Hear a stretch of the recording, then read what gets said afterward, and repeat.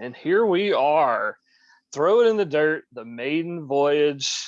I'm so excited. We've been talking about doing this for, I don't know, since we've known each other. And, here we are. We'll see how it goes. Could be a series. It could be, one episode. And we go out like a thief in the night with, just literally at night with one episode. But throw it in the dirt. It's a podcast for pods, right? It's a pod for pods. It's really going to be, I think, an Ole Miss baseball podcast for lack of a better description of it. But I think what we'll go through each week is just talking some shop, talking baseball. We will hopefully have some guests, guys that we know. But yeah, throw it in the dirt. Presented by Genteal Apparel. Genteal Apparel, one of my guys. Great company, new company. They do apparel. This is actually a Genteal shirt. Shop them online at gentealapparel.com. They have a collegiate line that's really good. But if you go to Landry's, if you're in Oxford, going to any games, go see them at Landry's. And you can pick up one of these they have the powder blue.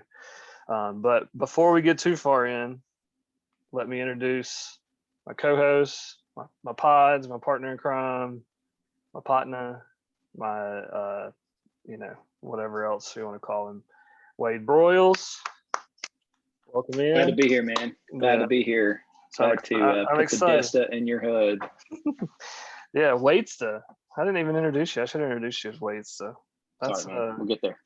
So really quick, how we know each other. So Wade, I was a student manager for Ole Miss baseball under the tutelage of Mike Bianco in 2003 and 4.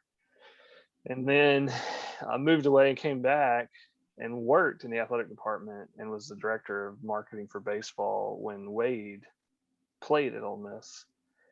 And so we didn't really know each other then that much. And then I think the first time we met maybe was at a softball game. I think we played on a softball team together. I think so. Like a little beer league softball game. And yeah, it's been love at first swing, I think. It truly was, and it led us to the pod for pods, which we're excited about, man. Glad to be here. No doubt. So jumping right in, I think what we're going to cover tonight or during this pod, or try to cover each week, we're going to do, as of right now, we're going to do weekly episodes, hopefully. And our hope is to have them out on Thursdays as we lead into a weekend series. Now, obviously, we both have kids and, other jobs, unfortunately. So we'll see. But over this show, our plan is to go through kind of the LSU weekend, the weekend that was. We'll talk about Kemp Alderman debut, which is, he stepped up in a big way right off the bat. We'll talk about, kind of what to expect from South Carolina as they come in this weekend. And then, I think we'll lead into, bullpen, talk about a little bit about bullpen, get your perspective on that, obviously coming out of the bullpen a lot while you're in here, then also had, your starting experience down the road.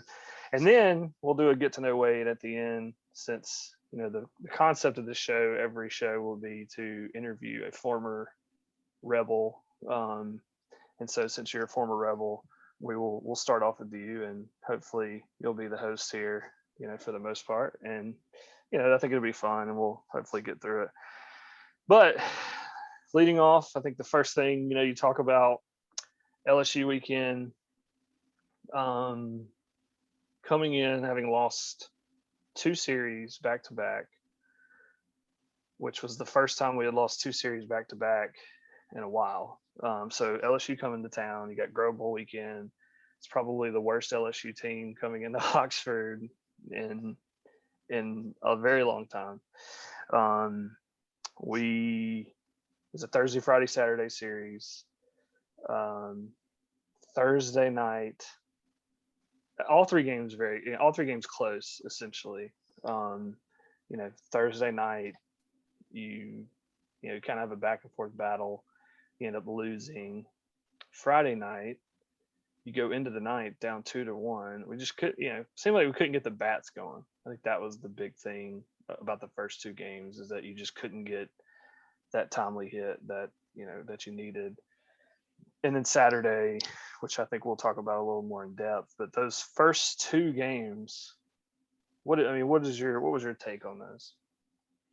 I feel like, dude, first of all, Casey, 2 weeks in a row, that guy, I would like to think that I'm the original 2-6, but he's giving me a run for my money. Holy smokes, man. Like 2 runs in 16, 17 innings.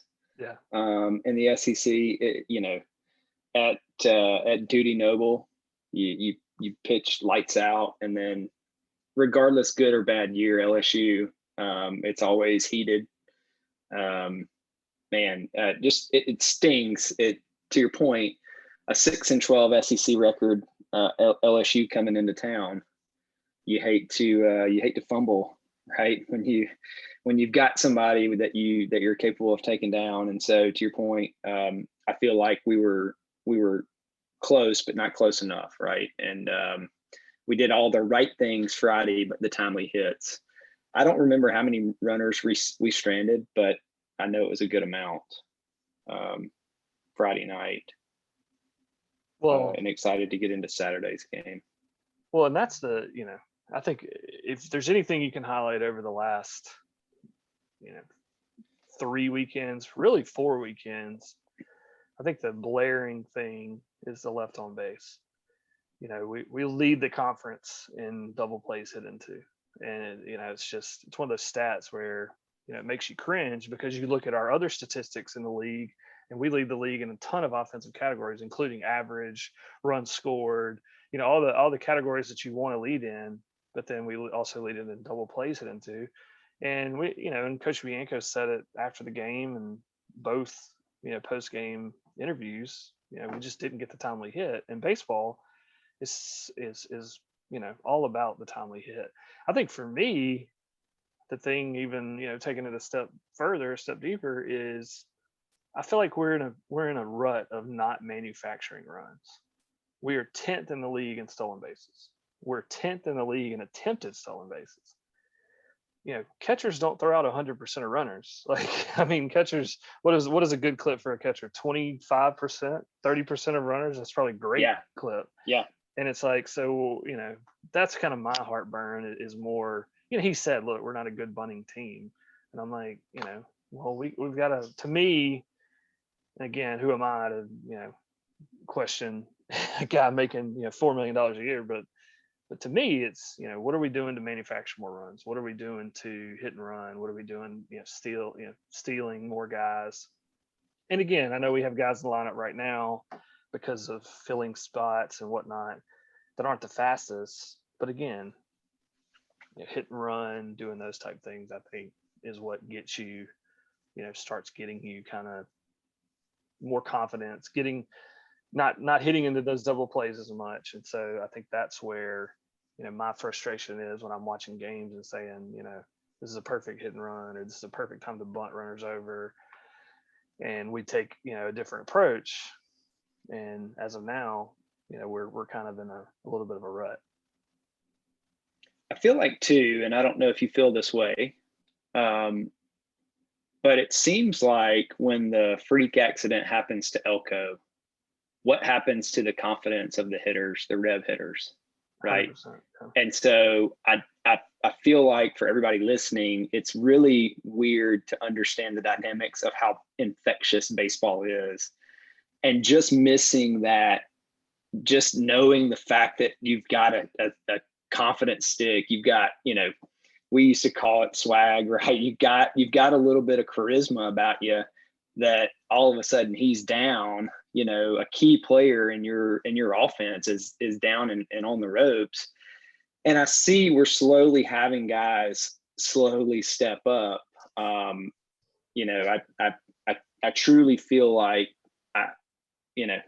you can call it what you want. I feel like that was kind of around the turning point when we said, hey, do we have those timely, what's happening to these timely hits? It was around that same timeline, if you think through it.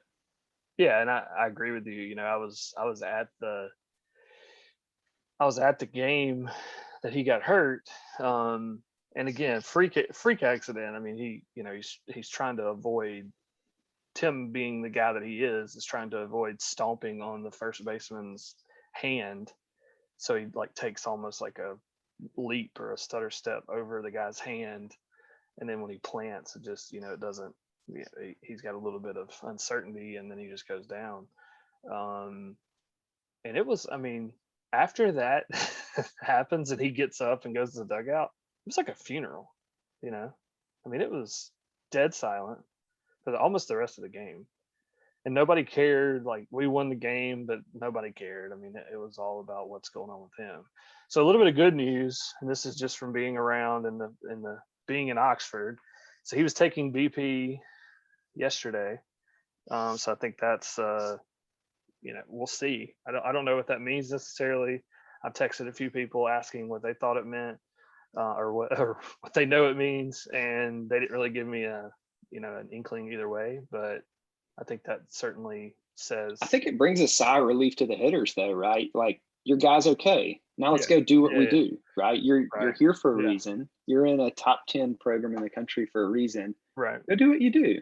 And baseball's such a mental second game. guessing yourself. Yeah, and baseball's such a mental game. Such a mental game where one thing can happen, and that leads us into Saturday of the LSU game. And I think the hope, obviously the big story is we come back and win, right?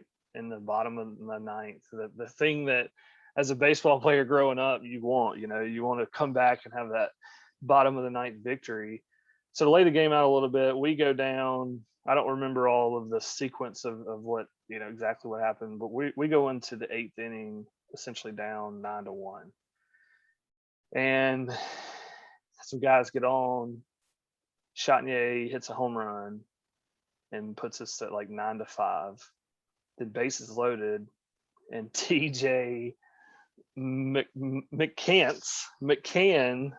hits a home run, hits the grand slam to tie it up, which is unbelievable within itself. And I think, almost not gets lost. I honestly think the Chatinier home run gets lost. That's the one that people I almost think forget about, is the Chatinier, hits the home run to kind of get your juices going, get the guys going. The McCants hits the grand slam, which is unbelievable. And then in the ninth, Kemp Alderman comes up. Kemp Alderman, who makes his college debut on Tuesday night, gets a hit. I mean, has been sitting on the bench all season. And again, I like I said, being around the program enough to know that there's some things there. He's a freshman, struck out a lot in the fall. They weren't really ready to throw him in the fire, I don't think. And again, Elko goes down. You want to figure out a way to, I think if you're Bianco and Clement, you want to figure out a way to spark the team.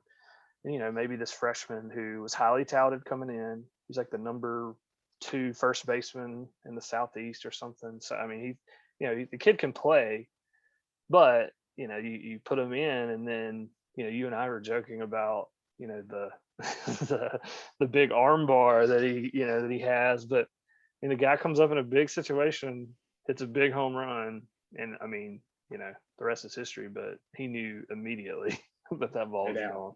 Let me ask you this: Did you know the game was in the Rebs' favor after your boy TJ hit the grand slam? I mean, I felt like we win. Like, the momentum. It's lopsided, right? You just came back from 9-1. Like, just give us the trophy, right? Right. Yeah. Exactly.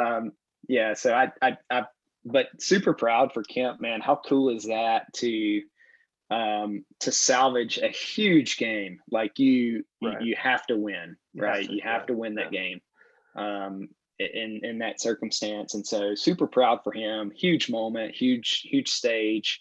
Armbar or not, my guy got it, right? And look, Yeah. hey, like the thing landed like tennis court wall, right? I mean, Yeah. Yeah. It was that's deep. Stephen It was deep. Headish, right? Yeah. So It was yeah, Oppo taco too. It yeah, wasn't just yeah, a little pop fly. for But sure. but again, the McCants Grand Slam went out to center. I mean, like it wasn't. Now, granted, the wind was blowing dead Sure, to right, but you gotta put bat to ball, and he did it. So sure, I sure. think shifting gears a little bit. I think the thing that gets overshadowed, in I guess more of a negative light, is our bullpen has not been great of late. I think that's probably putting it as nicely as I can. And what's I think what the most disappointing part is, it's from guys that you expected to be your guys. You know, like an Austin Miller who's got experience. He's been here. You know, he's traditionally a little bit more of a junk ball pitcher, but just and it may be a confidence thing. I don't know what it is, but Tyler Myers has been okay, up and down. I think Broadway is lights out, but Broadway is a guy that I think you can't. He can only go multiple innings, every other weekend or something. Like I don't think that he can consistently go three, Yeah, not 9 outs, sustainable. right? 9 outs, 10 outs. I just think that's asking a lot of Broadway, who's thrown a lot this year. He's thrown a lot of innings, and then you've got some freshmen that are learning on the fly, and I'll say well, before we go to the bright spots, just from your perspective, coming out of the bullpen and being a guy like that, what is the scuttlebutt in your eye? Yeah, it's what we brought Broadway in, what, the seventh Yeah, Thursday yeah, night, and right? and Like, that's what everybody wanted that in Starkville. Everybody wanted right, it. It was like, why didn't we just go to him sure, immediately? And then sure, you see, so yeah. then And the so second having, guessing hindsight, you put him in now, and then you see what happens. So yeah, yeah, it's having been in a closing role, man, the 3 outs is just the mental deal. You got to be a little batty for those three, and now all of a sudden I'm going to ask you to get nine. Like, do you still try and blow doors? Right? Is from a closing world what we're going for, right? I've right, got yeah, three. I want 9 pitches. Doors will be blown, and I'll go rest. That's the mentality. And now all of a sudden, I'm responsible for 9 outs. Now all of a sudden, that's in my mind 27 pitches, right? yeah, Like, I conserve, right? Do I? And so I don't know if again, we're all really good at analyzing the games and saying, "Oh man, we shouldn't have brought him in." Of course we shouldn't, right? Because it wasn't favorable. If we win, we don't have this discussion maybe. 100%. But I don't know if I like the move. I feel like something that's plagued Ole Miss for a while is you got guys that come in, you got guys in your pen, trust them. Like, bring your guy in who's going to set Broadway up, whoever that guy needs to be, whether it's a Miller, whether it's whoever, right? Let them do their role, and then bring your guy in for maybe 4 outs, maybe 5 outs, but nine is a tough ask in what we would consider midway through the season, in my opinion. So for what it's worth, it's a mindset. Like from a closing mindset, I know what my role is going to be, and I'm going to get the hardest 3 outs of the game. Yeah, And now I'm going to ask you to do 3x what you're expected to do, right? right, And yeah, and whatever your capacity is, if your job, right, your job is asked, your daily task, hey, I need you to do 3x today, it's going to be overwhelming. So for what it's worth, it's a mindset shift, and unfortunately, it wasn't favorable for the Rebs. But I do feel the same sentiments you. Like, he's a guy. He's a yeah, guy, and yeah, yeah. He's a dude. he Yeah, he no bounced doubt. back, right? Yeah, He bounced back yeah. He looked on this. incredible on Saturday. He did, And and again, so in a 3 out situation where, like you said, he comes in and get blow doors. I know I can essentially throw max 9 pitches and be out of this thing. So that's it. That's it. Get him back in what he does well. right. So What's yeah. your so here's a question for you. When you're in a reliever role like that, does your arm just always hurt? Yes and no. Because Like, I leading played up, high school baseball, and there's no trainer, there's no whatever. Yeah. And it's like, as a pitcher, you throw, and then I was a catcher in high school. So it was like, I would catch. And in the junior varsity game, I would pitch. Well, then, that was a Friday. And then Saturday morning, we had another game. And it's like, okay, well, now I got to go catch again and throw into second base. I was just like, this is incredibly painful. And in my head, I'm like, and when I was a student manager here, I remember like some of our relievers would be like, bro, my arm always hurts. Always, right? Advil and ice Right. is the medicine of relievers. We would joke all the time, power hour with Advil, right? But the thought process of training your arm to do what it does, I was a guy that typically had a decent bounce back arm, but I also was a guy that liked to stretch it out every day, whether I threw the day before or I was throwing that day. I'm gonna stretch it out, air it out, and so the nature of arm movement, right? The nature of just having the capacity to make those throws. But it seems like no matter how your arm feels before you go in the game, you don't feel anything when you get on the hill, especially at Swayze, right? Yeah. Especially in a pressure situation, right? You get to adrenaline takes you get over. to a spot where you start ticking, and man, it's time to let it rip. What about Swayze on like a Tuesday night when there's like 6 people in the stands and you're up It's still 12? gold. You're up 12-1. I've pitched in that situation too, right? It's still golden. You're like, Yeah, no, it's for me. I was a guy that was fortunate enough to have that shot, right? I don't care what the score is. I want the ball with a batter with not Ole Miss across his chest right, in the box. Yeah. And so, yeah, 100%, man. Just it doesn't matter. Somebody told me one time, when you stop having butterflies, or you stop getting excited when you get on the hill, it's time to quit, right? It's time to give it up. So, for what it's worth, man. So to tie a bow on the LSU series, I do think, and you said it, the momentum. My hope as a fan and as a employee, whatever, my hope is that it's a turning point where our guys get a little bit of swagger back. They get a little bit of that confidence, a little bit of momentum in the right. They say, like, finally, like we dug out of this hole, because baseball is a game of runs, right? I mean, always has been, always will be. It's not necessarily always the best team on paper that wins games, especially in baseball. Sometimes it's just the team that played the best. And again, going back to that mental side, I hope that was kind of one of those, the mental monkey. You get off your back, and now you can play a little freer. I'm in a big baseball group text, and one of the things that they said, that what we were going back and forth with on Saturday was, more like, before all this happened, was guys don't like they're having fun. The guys look tight. They look, tired. And so certainly that was a shot in the arm. And I think the hope there is, you take that momentum. You don't play this week, midweek game, because of finals. So you take that momentum into South Carolina series, which is, on paper, again, games aren't won on paper, but on paper is a winnable series for the Rebs, especially at home. I agree. I want to ask a question.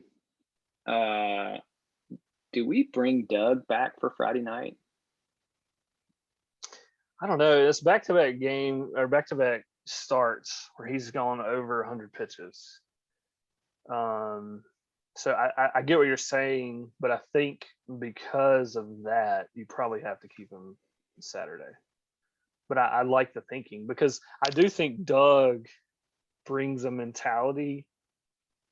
And Drew McGehee, who we'll have on here at some point, who's a student manager of me, huge baseball fan, advocate, at every game, season ticket holder, the whole deal. He and I text constantly about this kind of stuff, and he and I argue. He says, "Oh, Gunner's the best pitcher on our staff." I don't necessarily disagree with that. I think we play with a different swagger when Doug's on the mound. 100%. My error, it was Lance Lynn, right? Yeah. The big cat, right? Yeah. When he's on the mound, you're not going to lose the game. Right. You're always going to be in it. And this isn't a slight against Diamond, right? I think he's fantastic. I thought he threw well. I don't want to come off as a slight against him, but I do think, just like we talked about offense earlier, and how Elko kind of provides just that. I mean, he's a guy, right? Right. I feel like when Doug is on the mound, he has a swag that kind of breeds that, just, man, we're not going to lose today, right? And I know we did lose his game, but we were I mean, it was 2-1, right? So Right. we were in it the whole time. So just food for thought. It's where my mind goes. It's where every Rebel fan goes, right? Like, oh my gosh, we're gonna, who are we, right? Right. The good news is, from an ex Reb, this is the best time to lose, right? Yeah, mid-season. Want to lose in the middle of the season. Right. Let's start winning at the end of the season, right? That's when it's really sweet, and that's when it really counts. So let's get all these losses out of the way, so to speak, now. So South Carolina coming to town. I think you looked up a little bit about them, and I'll let you talk on that. But just from what I know, South Carolina, obviously, holistically, always been a good baseball program. Play in an amazing park. Founders Park is, one of the top probably 5 in the SEC. I mean, what park's not really at this point? But South Carolina traditionally with the Ray Tanner in that era, I mean, just so good. Multiple national championships. Had a couple down years, and I think they've righted the ship, so to speak. Playing really good this year, especially at home.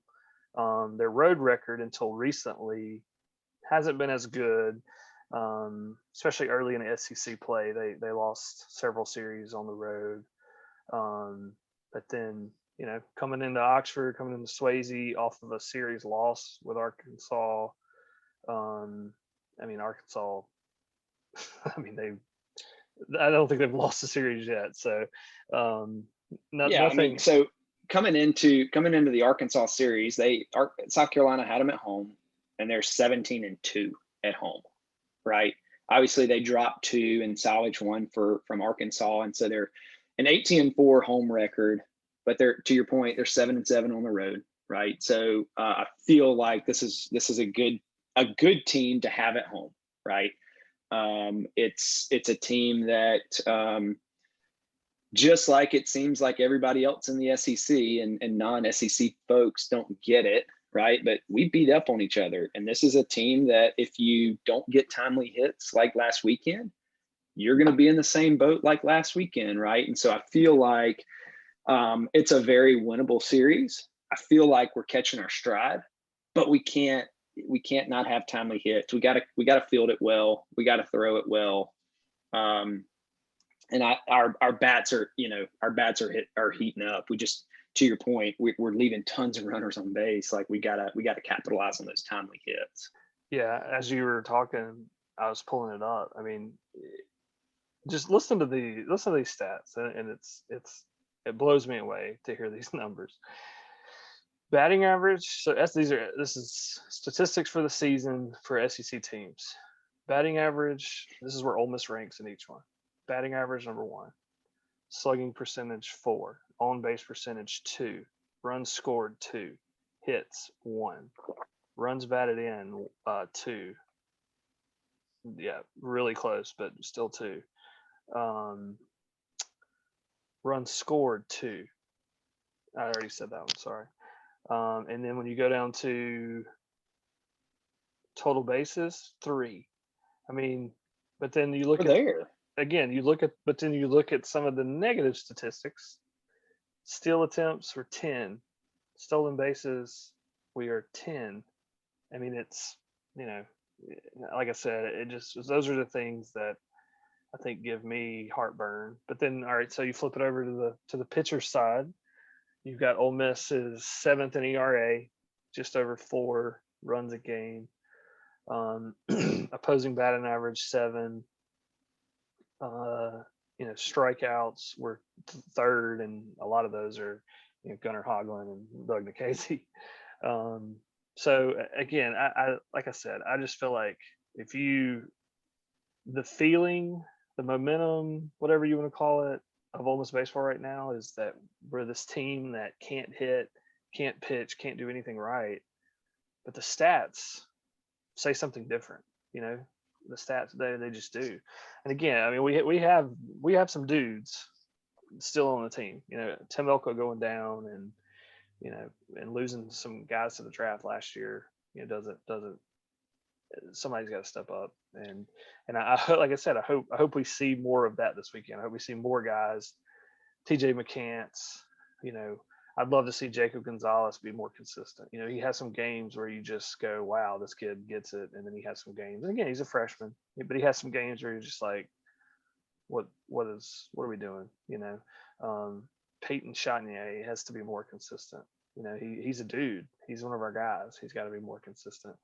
And it's nice to see Leatherwood swinging a good bat. Hopefully his knee's okay from the collision in the outfield, but he's been swinging a hot bat, and he's got to, we got to keep him in the lineup and keep him, hopefully continue to swing. I agree. Really quick, just to put it in perspective, South Carolina, weekend before Arkansas, which was last weekend, they played LSU, and they were able to take 2 of 3 from LSU. The game they lost was a decently close game. They gave up 5 runs to LSU, but they ended up winning against LSU 4-2 in what looks to be a double headers, 2 sevens, 4-2 and 9-0. So a club that's, they take one from the best team in the nation, right? They salvage the weekend and don't get swept. And the weekend prior, they take 2 of 3 from maybe a not so great LSU squad, but maybe an LSU squad that's finding their stride late, right? We know that's a team that's notoriously going to compete for a College World Series, and they're no strangers to a regional, super regional appearance. So yeah, that's true. And they're scrappy. I mean, they always have been. They come in 4-11, and I'm sitting there looking at I'm like, golly, LSU 4-11. And then that's to me, that's the frustrating part, but it is what it is. Again, it happens. It's baseball. So moving forward, really quick, I want to do another drop for Genteal Apparel. Genteal Apparel. Check them out, gentealapparel.com. Again, they have a new collegiate line with Ole Miss, Mississippi State, and then 2 kind of random schools, but Alabama and Missouri. But if you go to gentealapparel.com, they have, go to the drop down, click on collegiate apparel, and go shop. Great stuff, kind of in the Peter Millar-esque world. You can find them at Landry's. If you're outside of Oxford, go to gentealapparel.com and look at their stores. They have about 130 retailers across the Southeast. Great guys, Ole Miss guys, and are doing some big things there. So so the next part, what we want to do is, we're going to call it Who's on Third. And it's going to be our weekly kind of interview segment. And because, we wanted to kind of do a trial run here, I'm going to put Wade still on the hot seat and ask some questions and kind of get just, I guess your background, your story, and I'll interject as needed. And so we'll go from there. But I guess the first thing is just let's rewind all the way back to when you had a full head of hair. And how did you get to Ole Miss? So, like, what's that story? Like, you obviously played high school baseball, but how did you? Yeah, Madison Central guy. Highly recruited out of high school. Dan McDonald did what Dan McDonald did, right? But I was an easy get, I'll say, just growing up an Ole Miss fan, growing up going to all the football games, several baseball games. And so it was almost a no-brainer for me. Several guys in the class I had played with, Cody Satterwhite. I knew Lance from Showcase Ball. And so it was a good class. And like I said, it was a no-brainer. That's where I was going to end up. Was my ultimate goal. Truth be told, I was hoping for a community college scholarship somewhere, and maybe just oblivious to the fact that 90 to 92 was pretty solid in high school. Look, we got out there, B-HUD, and we we were guys that just like to play ball, man. And now I get it. It's Twitter and it's self promotion and it's D1 or die, and like it's such a a like a bad world, bad mind space to be in. Like if I woe is me if I don't make D1. And so our lofty goals, back in the day was a fantastic program at the time. They were considered a D1 JUCO, which was Meridian Community College. And like, if you were really good out of Madison Central, you went to Meridian. Yeah. And that's where I wanted to go. Like I wanted to go there, and I'll never forget. I struck out 16 against Northwest Rankin in a North State playoff game, and Dan McDonald's calling me the next day, and I'm like, what in the heck, And it seems like it's a waterfall effect after that. And so, you talk about breeding confidence after your junior year, going into your senior year, with a lot of attention and a newfound pitch, if you will. Nice. So you're at Ole Miss. You were here for 3 years. Is that right? 4 years. 4 years. Yeah. And then you decided to do the graduate transfer deal, and you transfer to Belhaven. So weird story there. Walk through that a little bit. Yeah. So I hung it up. I graduated in 4 years. So I guess taking 23 hours. You're a GPA guy. No doubt. I was a GPA booster.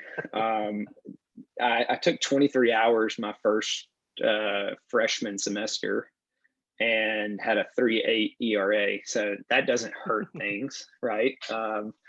It made a nice 12-hour semester my last senior year really relaxing. No, I was a guy that got my credits out of the way. Had a little bit of success. It seemed like when I was at the peak of my Ole Miss career, I'm warming up. Never forget it. Kyle Bunn was sick and he couldn't make the trip. He was our pitching guy at the time. Will Klein was the ipso facto pitching coach that day, running the mic in the bullpen.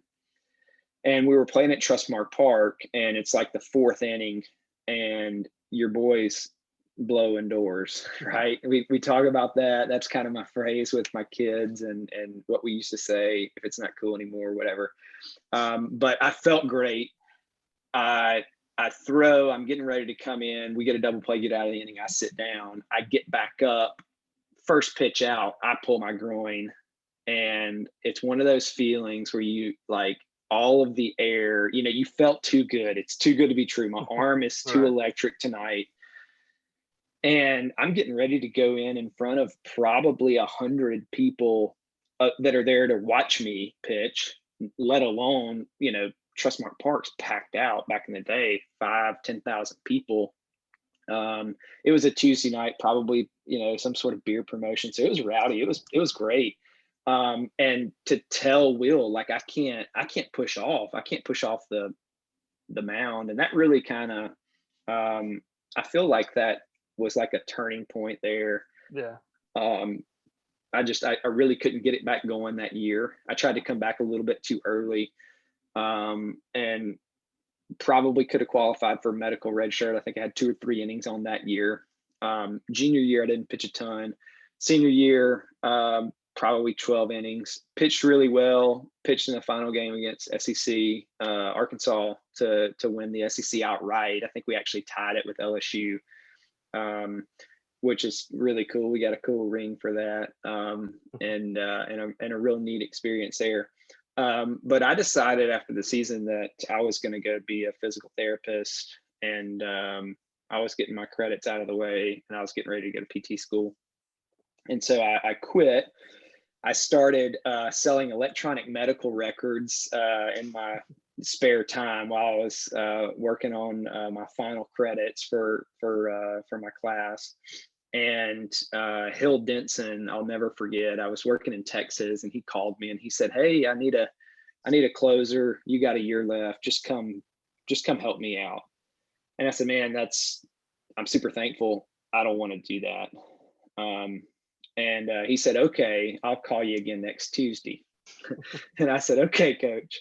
And this went on for about 3 weeks. And then finally he called me and he said, hey, come play for me. Gave me his spiel.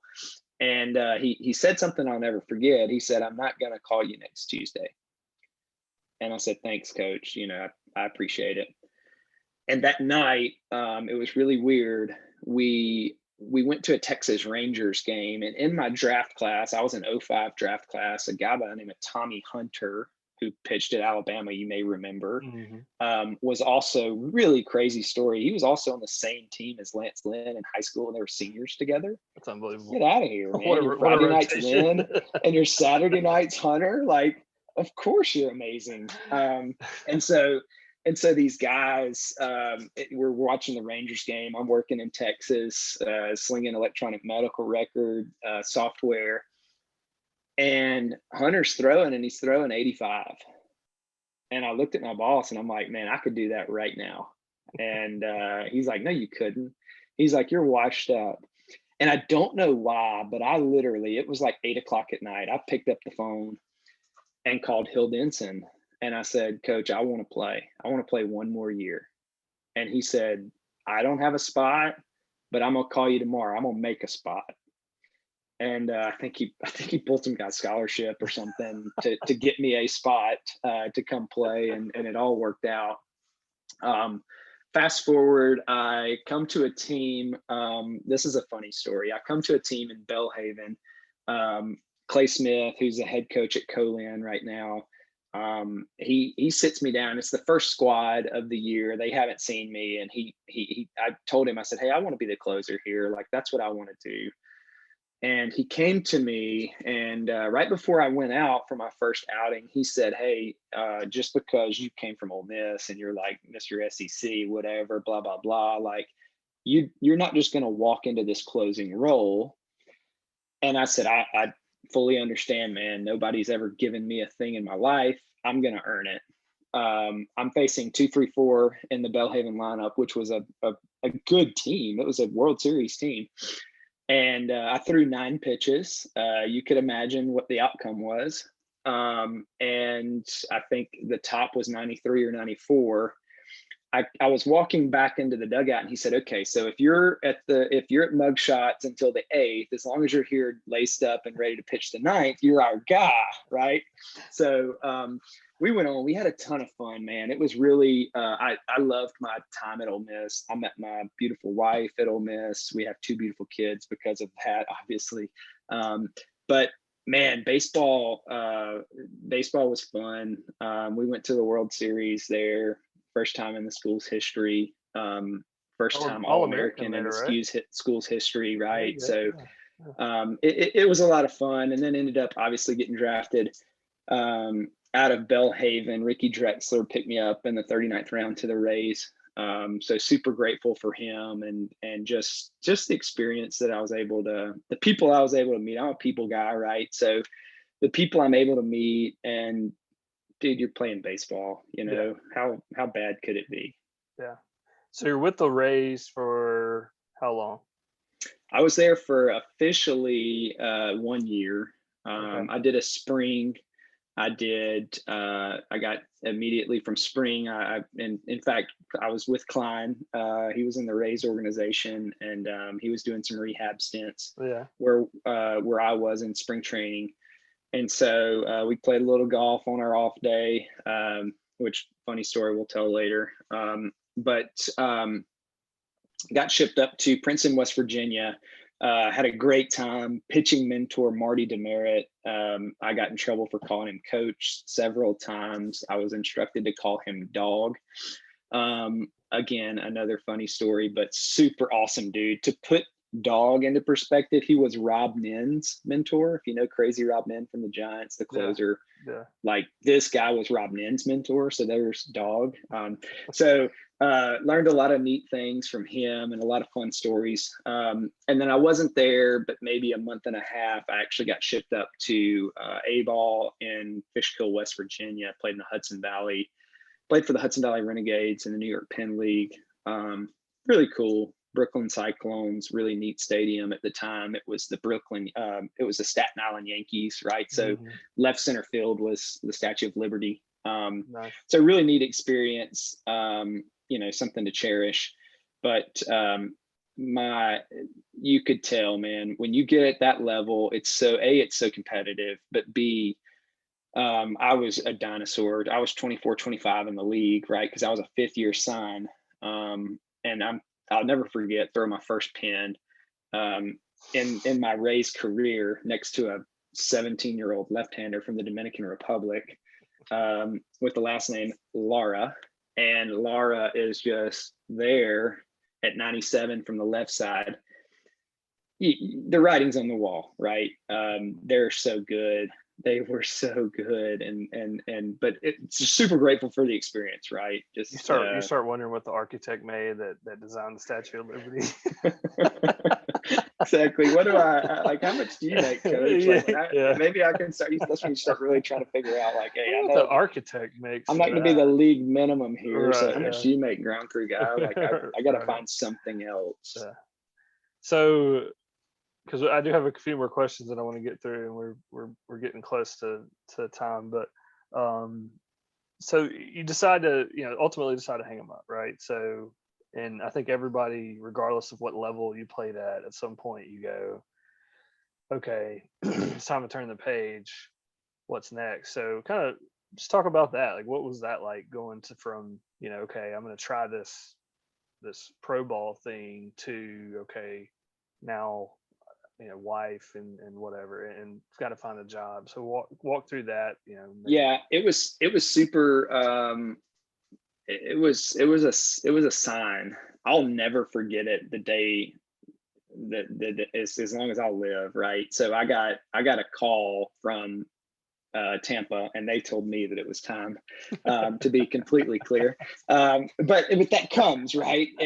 And baseball is such a cruel sport because somebody is probably going to tell you, hey, your time is up. Right, and so it's like the major league where they're looking through the locker trying that's to it. Like, the pink slip. Yeah, do I have a pink you get a slip? call and you're like, I don't know this number. Yeah, I've had friends that have had tags in the league, and it's super sad. And you go out like mid-season like that. So at least mine was in the off season, but I'll never forget, like, I woke up and I was like, man, my arm doesn't hurt today.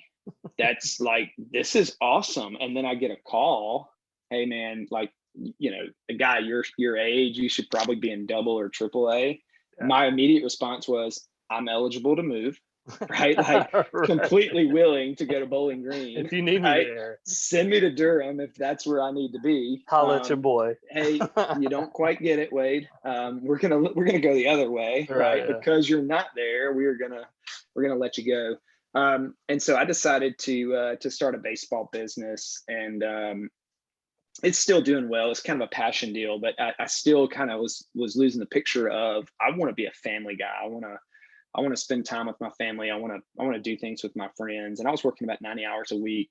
Money was fantastic, but working about 90 hours a week and just missing the whole dynamics. I'd been on the go for so long, East Coast, and you play baseball, that's a full-time job at Ole Miss, and then you do summer ball, and so you never have time just to do you and have a what we'll call a 9 to 5, right? And so I think I landed somewhat gracefully in the tech world, by nature of me liking people.